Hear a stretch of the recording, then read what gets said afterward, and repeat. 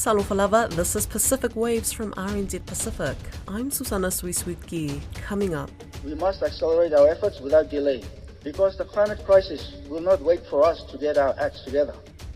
Global leaders are called to not give in to misinformation. Also, PNG journalism great passes away. And later on, it was used for racializing politics and demonizing a particular group of people, particularly the Indo-Fijians. Why George Speight's release may trigger some Fijians.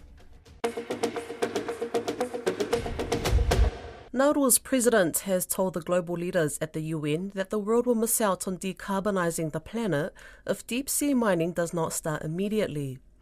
David Ariang is the first Pacific leader to take the podium at the 79th United Nations General Assembly in New York this week. Tiana Hexton reports. David Ariang says failing to seize the opportunity holds great risk. He asked world leaders not to let fear and misinformation creep in because the climate crisis will not wait. We must accelerate our efforts without delay, because the climate crisis will not wait for us to get our acts together. The greatest risk we face is not the potential environmental impacts of mineral recovery, but the risk of inaction.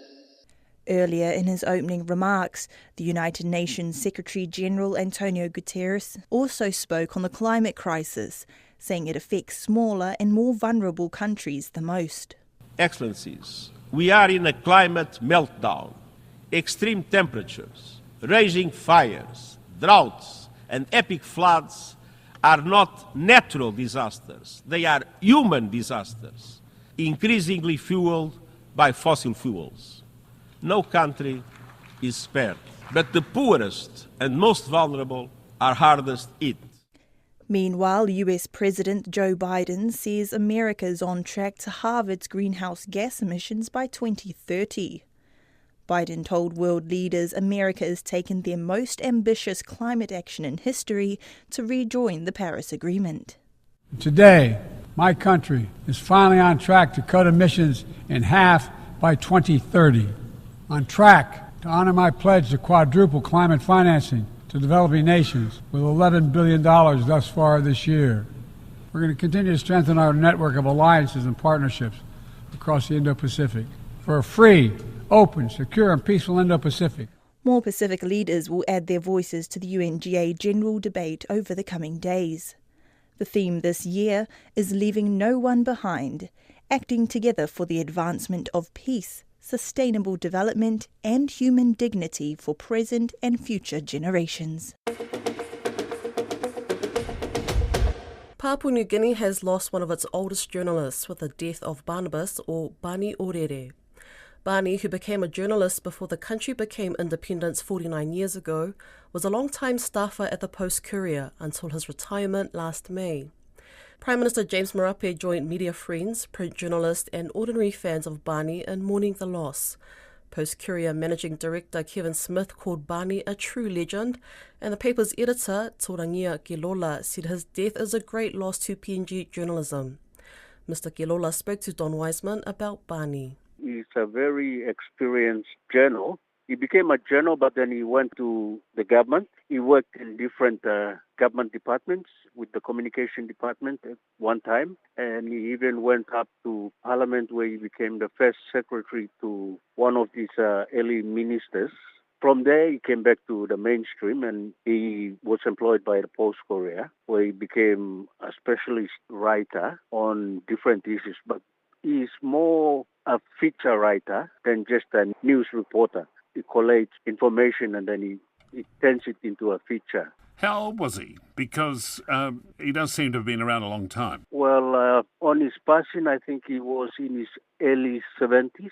I couldn't give you the exact date, but he is definitely in his early 70s. He gets that rare tribute given the antipathy that exists between politicians and journalists in Papua New Guinea of the Prime Minister coming out and noting his death and saying what a tragedy it is. Yes, he writes so many features, but you know, his style of writing, his writing is mainly focused on the grassroots, and then because of his knowledge and experience within the government system, he writes about that, and he raises issues that he's gone through and he has experienced. So the readers like reading it because it's just so simple and straight to the point. The Post-Courier, you'll miss him? Definitely missed him when he retired, and I'm still looking for a writer who could replace him. And it's really, really hard to get someone as knowledgeable as Barney to write something that's, he's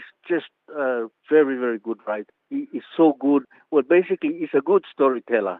To just make it simple, he's a very good storyteller that comes up with, there are no holes in his stories that he writes. Everything is always substantiated with his experience, and it's always a very nice read when you read his articles. A Fijian academic says the release of George Speight highlights the importance of reconciling ethnic unrest in Fiji. Mr. Speight led a racially motivated armed takeover of the government in May 2000 and held Prime Minister Mahendra Chaudhry and his government hostage for 56 days. At the time of the coup, violence was unleashed on Indo-Fijians in remote areas like Moaniweni, Baulevu and Lambasa. University of Canterbury's Stephen Ratuva says Mr. Speight's release will be triggering for some, but people want the truth and deserve answers. What Fiji is going through now, in terms of reconciliation, is it possible to engage in reconciliation, particularly with those involved, the perpetrators of coups and the victims of coups, and move on from there? And that's a lot of people are thinking around how that can take Fiji forward in relation to using the cultural, using the social, using political means of reconciling those differences, reconciling some of the hurt and the damage done over the years and moving forward. So Speight himself is very symbolic in the sense that he not only was the perpetrator of the coup, he himself was a victim of the military thuggery and all those. So it's multi-layered here in terms of the way in which things are playing out. I suppose the fourth issue is to do with the bigger political narratives around George Speight and the coups. Here, particularly talking about ethno-nationalism, which has been a very negatively transformative force in Fiji politics since 1987. Because ethno-nationalism or nationalism can be both positive and negative. And I think what has happened in Fiji, 87 and 2000, was that it was used for the purpose of racializing politics and demonizing a particular group of people, particularly the Indo-Fijians, a lot of whom are still trying to recover from the hurt of the 87 and 2000 coups. So in terms of all these complex layers of politics, complex layers of ethnicity and culture, something which Fiji is trying to unpack at the moment, with George Speight being part of all these things. So yes, moving forward is they're trying to put together the Truth and Reconciliation Commission, and there are a number of reasons why that is appropriate to move Fiji forward, and also questions have been raised about its particular effectiveness given dynamics, what's happening now in Fiji. With his release, will there be answers, I guess, the truth, and will there be justice for people that deserve to know why and also to have healing, I guess, as part of this process? Yes, knowing the truth is very, very important here. And everybody's looking forward to him to sing out, to say who was involved and why and how. But that has been part of the mystery of the 2000 coup. People have been talking about the people or the person behind everything. And the people who were directly involved have never come out with a name. They're hoping that he will.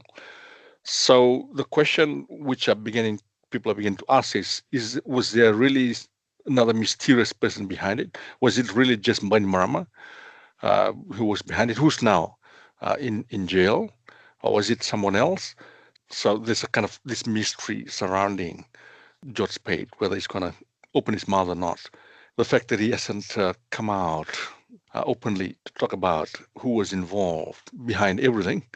Some people have been pointing their fingers at the Prime Minister himself. So that's why he wants Speight to come out and say things to clear himself. Moving forward, Will we see any tensions or change within what is already a very tense environment, particularly with Fijian Indians in country? No, I don't think. I don't think so. I think the so-called tension is very much a psychological thing, because Speight was responsible for the violent takeover and a lot of the criminal activities and other things associated with 2000 coup. So and it was very, very high, intense, and destructive period in Fiji's history. So so that memory is still there, still very fresh, and the fact that it's coming out, that memory is being triggered. So and I think he himself, he no longer has the leverage, he no longer has the power, he no longer has the influence, and I don't think anyone in his or her right mind would be in a position to do anything stupid now. I think Fiji, I mean, people are capable of transformation, of change, behavioral, cultural change. We all go through that. People who have come out, who were involved in the coups, like in the 2000 coup, together with Speight, like Jonata and Timothy Silatolu, they have talked openly about reconciliation and forgiveness, and they regret what they did. So everybody's waiting for Speight to do the same thing. Perhaps give him time, maybe once he settles down, he'll start doing that. And to reassure the population, particularly the Indo-Fijians, who still would have the scars of 2000 in their hearts and minds, to reassure them that Speight is no longer the dangerous person who was on television, who was in the news in 2000. He's basically mellowed down. He's being imprisoned, and he's served his time. The Kokonda track, the routes used by Australian troops in World War II in Papua New Guinea and the site of many fierce battles, remains shut down by landowners. The trek, the biggest single attraction in PNG tourism, was shut down last week in a protest by landowners, unhappy they've not received grants promised since Kokonda relaunched about 15 years ago. Don Wiseman spoke with our PNG correspondent Scott Whitey, who says there's no immediate sign when the track might reopen to tourists. Yes, there's a lot of discussion happening behind the scenes, including a statement by the police minister. There's people negotiating to have it reopened. The issue at hand is the landowners' dissatisfaction at the benefits they're getting from the trail. A lot of them feel that there's a lot of tourism traffic that goes through that area.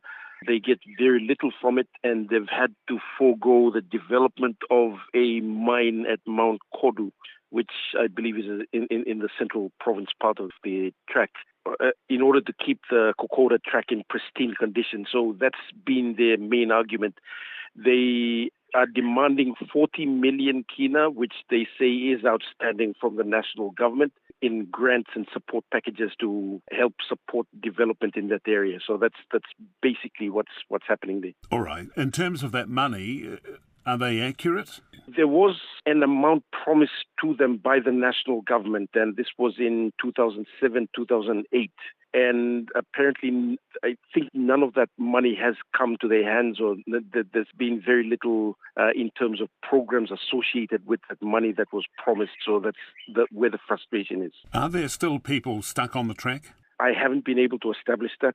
I think I saw one WhatsApp message yesterday that they have been able to get through or be extracted. I haven't been able to check in detail. But a lot of people clearly have been turned away, who were either on their way to PNG, to Port Moresby to start, and they've lost their money, I guess, and the people running the track have lost a heap of money. Yeah, that's a significant amount of money lost, and a lot of that money goes to Australian tourist operators who sell packages online, and some of the packages amount to anything between $2,000 and $5,000 for a group or for individual travel. There's a lot of associated costs as well. So yes, a lot of money would have been lost in the last 7 days. And a lot of the people who work along the track, who are locals, are denied their income. Yes, that'd be right. I guess the onus is on the government to step in and sort this out quickly, but it's never been known to do that sort of thing, has it? Yeah, it needs a long-term approach to having that issue resolved, because if it's not resolved, then we will continue to have this problem year in and year out. If you travel along the Kokoda Trail, at least in Kokoda itself, there's very little in terms of physical development. Kokoda is a small government station and has been for a very long time. The road conditions leading to Kokoda are very bad, and people along the trail have lived there as they have for generations. They have had minuscule amounts of healthcare facilities, education facilities put in through external funding. The Australian government has also put in some money for the development of the track in terms of monuments and all that. But if you travel along the track, people still live as they have been for generations. It was quite a high point on the track, I think, back in May when the Australian Prime Minister, Anthony Albanese, walked a part of the track alongside the PNG Prime Minister. And now, this is the situation. Yeah, as I said, people still feel that they could get more from the track. And there's a growing number of people who feel that there should be a road link between the central province, between Port Moresby and the Oro province, along that stretch of jungle. So I think that's the frustrations that they've been feeling for many, many years. That's Pacific Waves for today. For all episodes, head over to rnz.co.nz/Pacific. We're also on Spotify, Apple and iHeartRadio. From myself and the RNZ Pacific team, tō whā sui fua.